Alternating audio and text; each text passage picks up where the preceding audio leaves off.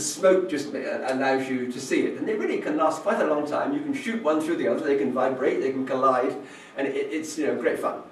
And at the end of the 19th century, the theory of electromagnetism had been discovered, that light and radio waves and whatnot were electromagnetic waves. In what, they said? Well, in the ether, in the electromagnetic ether. And someone said, well, suppose atoms are actually like smoke rings in the ether. Only because the ether is such a marvellous substance, the smoke rings would go on forever. They'd never get destroyed. These smoke rings actually vibrate in different ways. And of course, atoms have frequencies of light that they emit and absorb. Maybe the vibration of smoke rings in the ether is really what these atoms are. And of course, molecules are atoms that are linked together. That's obvious, isn't it? You just have smoke rings linked together, rings linked to other rings. It's a very easy way of explaining molecules. Very clever idea that all of atomic physics was simply, if you like, smoke rings, vortex rings in the ether. And some of the best brains in physics worked on this theory for about 25 years, even though it's been forgotten now. Beautiful, elegant theory, and completely and utterly wrong. In other words, this is before the nucleus and the electron were discovered. So they were working on this wonderful, mathematical, elegant theory of everything, which was a complete dead end. Particles are not like that. Atoms are not like that. And it seems to me at least possible. String theory is beautiful, it's elegant, it's a wonderful, subtle idea, and it's been going since about 1970. The best brains in physics have worked on it for the last 40 years, virtually. But it's just possible that it's completely wrong, that the universe and particles just ain't like that. Another lesson from the history of physics. When I was a student, there were two competing models of the universe. There was the Big Bang theory, and there was the steady state theory of the universe. Fred Hoyle and others proposed it as an alternative to the Big Bang. Everyone knew by then that the universe was expanding. But Fred Hoyle's idea was that all the time matter was appearing in the vacuum, continuous creation. In the spaces between the stars, new hydrogen was always appearing. So yes, the universe is always expanding, but it's also always the same. It just goes on expanding all the time, and new stuff and new stars appear in the space. So if you drew a diagram of how the universe expands, it's a so-called exponential, like this. And it solved a very serious physics problem. At this time, the estimate was that the Big Bang was less than 3 billion years ago, which was a problem, because there were various things in the universe which seemed to be a lot more than 3 billion years old. How could they be older than the universe? What a nonsense. So if the apparent age of the universe is less than objects that you've observed, you've got a problem, okay? But the steady state solves it, because here we are, you extrapolate the expansion back, and that's when you think the universe started, but actually it's infinitely old, and certainly a lot older than you thought it was, because it's expanding like that. Do you follow me? So Fred Hoyle solved this problem, a real physics problem. Now, the actual problem was experimental. The observations were wrong, and the Big Bang is a lot older than that. So the problem's now gone away. But it was a real physics problem. But the other attraction for Fred Hoyle and other atheists was the steady-state theory did away with the idea of a beginning. Wonderful to have an eternal universe which never was created. It's always been here. You didn't need a creator because the universe is eternal. So for an atheist, it's an attractive idea. Now, the evidence is now very strongly in favour of a Big Bang, of a universe that started a finite time ago. But people are still looking for a way of avoiding the idea of a beginning. And eternal inflation does just that. Because it actually is another way of a universe or a multiverse existing forever. Things always go on expanding out of each other, and there never was a beginning because it was always expanding from something else before. So, since it does away with the idea of a beginning, they like it. Well, I'm a bit suspicious. I was suspicious of the steady-state theory of Fred Hoyle because I thought there's a philosophical reason for this, not a scientific reason. And I think the reason why many cosmologists favour the multiverse is not scientific. It's a philosophical objection. They'd like to have an eternal universe. Now, I think that God could create a steady state universe. It would still be a universe dependent on God. And I think, some theologians were reasonably happy with a steady state universe. But there's no question a Big Bang fits in more comfortably with the Christian idea of creation, a universe that once upon a time wasn't and now is. I think God may have made a multiverse. Perhaps this is the way he did it. But I'm unhappy about it. It seems to me an idea which has been almost specifically invented to do away with the idea of design, to do away with the idea of beginning. I'm just a bit suspicious of it. A Christian point of view, it fits more comfortably with one universe with a definite history that fits life. I don't think, there are Christian cosmologists who favour the multiverse, but I'm just a bit suspicious myself. There are, of course, many other examples of apparent design apart from the properties of particles and the properties of the universe, the early universe. Water is an extraordinary substance. The molecules of life, biological fine-tuning, and of course the extraordinary features of living organisms. If you were going to start to talk about design in the universe, you probably wouldn't limit yourselves to the two things that I've been talking about now. However, let's go back to Leonard Susskind and how he grapples with this apparent design in the universe. And early in this book, The Cosmic Landscape, String Theory and the Illusion of Intelligent Design, he makes his position very clear.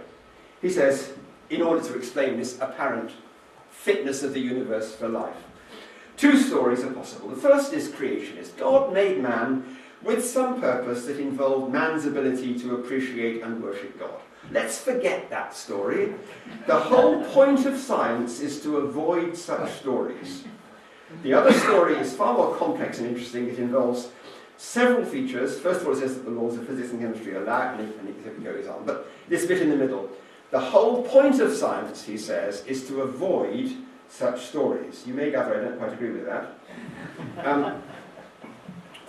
Christians believe that God both created the universe and he upholds it. And this is the fundamental reason for its regular behaviour. There are laws of physics. The universe is able to be studied because there's a God behind it. And of course it's not surprising that the universe is life-friendly, because God always intended that. But that doesn't mean to say that Christians have a sort of inside track on how the universe works. We need to study and to observe it to see how it actually works, and we have a huge incentive, which atheists don't have, to do so. I was fortunate enough to study physics in Cambridge at the Cavendish Laboratory, and over the entrance to the old Cavendish is inscribed, in Latin actually, this verse from the Psalms: "The works of the Lord are great, sought out by all those who take pleasure in them." This was Clerk Maxwell, the first Cavendish professor, who was a very devout Christian. I'm rather pleased that the same verse is now inscribed in English at the new Cavendish Laboratory. But it's the thought that when you're finding out how the universe works, you are, in a sense, investigating the works of God. You are thinking God's thoughts after him. So it's a very exciting thing, if you're a Christian as well as a scientist, to have this extra incentive for understanding the world. Now where are we going? Have you heard of the four-eyed fish? Its technical name is Anableps anableps. And it actually swims right at the surface of the water. It hasn't really got four eyes, it's got two eyes, but each eye is able to see both above the water and below the water, so it can see up in the air and down in the water at the same time. Now, if you know any optics, that's rather difficult, because getting sort of optics to work underwater is different from getting optics to work in the air. And it's not surprising that the optical apparatus of this lens, this eye, is very complicated. In fact, it's got this lens here, which is used in two different directions. It's fatter, much fatter one way than the other. So that light coming from the water, which needs to be more strongly focused, goes that way through the lens and finishes up on this bit of the retina. And light coming from the air goes the other way at right angles through the same lens and is much less strongly focused and comes onto this retina. So it's got two separate retinas and this extraordinarily complex lens, enabling it to see both into the air and into the water. I first became aware of this watching David Attenborough's first nature program, Life on Earth. And he said something like this. He said, "It's difficult to see how such a system could have evolved in a step-by-step Darwinian process. Some people will say, God must have done it. Others look for a more detailed explanation." And at the time I recall being very cross and saying, but why can't I do both? Why can't I say, yes, of course God did it, but how did he do it? How did this system develop? In other words, you want both to say, yes, God did it, but you also want to say, that's not an explanation. It doesn't tell you how he did it. So, I want to encourage Christians to do both. Both because we believe that there is a God who is very wise and made everything for a purpose.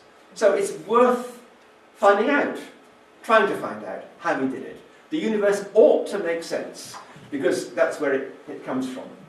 But in order to find out how he did it, you don't study theology, you study science. You do experiments to see how it worked. And in fact, just like the four-eyed fish, we want to be able to look up and down at the same time. Not up or down. Not to say God did it or there's a better explanation. But to say, yes, God did it, but how did he do it? So, I don't think that the extraordinary fine-tuning of the Standard Model or of the early history of the universe actually proves that there's a God. I don't think it's like that. They clearly fit in with the Christian idea of creation. It's very comfortable for a Christian, just as it's rather embarrassing for an atheist. But I don't think there's a logical argument saying there must be a God. Nor do I think that God is an explanation in the same way that, for example, inflation is an explanation. The initial expansion of the Big Bang is incredibly finely tuned. Inflation may be the explanation, the mechanism of that fine tuning. God isn't a mechanism. God is the guarantor of mechanisms. I've gone one too far there. So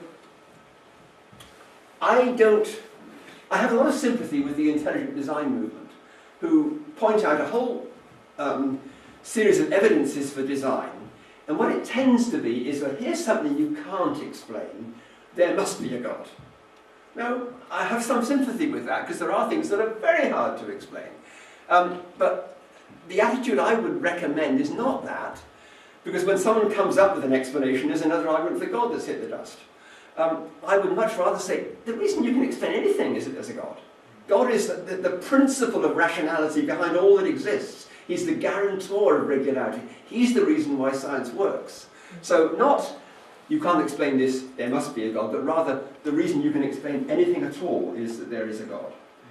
So the fine-tuning that I've been talking about is clearly consistent with a Christian understanding of the world and its creation.